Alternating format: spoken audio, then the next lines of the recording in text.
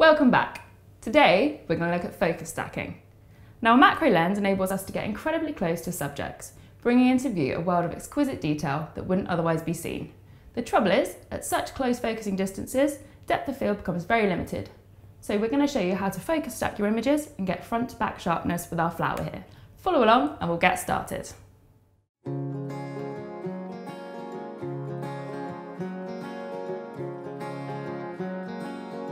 Take a series of shots, each at a slightly different focus distance, then combine the images together, taking the sharpest elements from each shot. It sounds complicated, but fortunately all the hard work is done in software, and it's a largely automated process.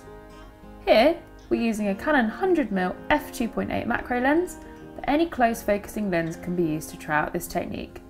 You'll need to pop your camera on a tripod to keep it rock steady, so that the exposure remains the same for each shot, and set an aperture of around f11 for optimum sharpness. Flick the switch on the lens barrel to manual focus and carefully focus on the closest part of the subject. Using live view, zoom into the closest part of the subject and twist the focus ring until it's completely pin sharp. Once you've achieved focus, take your first shot. It's best to use a remote shutter release, as at such close distances it's all too easy to jog the camera. Rotate the focus ring a tiny fraction, so the plane of focus is a little further into your subject, then take another shot, taking care not to jolt the camera in the process. Repeat this process until the furthest part of the subject is in focus. It's better to take too many shots than too few.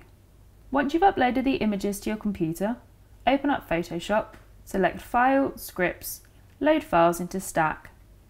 Click the Browse button, select your images, click Open, then click OK. The images will load into one Photoshop document as separate layers. Select all the layers, then go to Edit, Auto Blend Layers. Set the blend mode to stack images and ensure seamless tones and colours is ticked, and then hit OK again. Photoshop will then magically combine the sharpest bits of each layer with layer masks.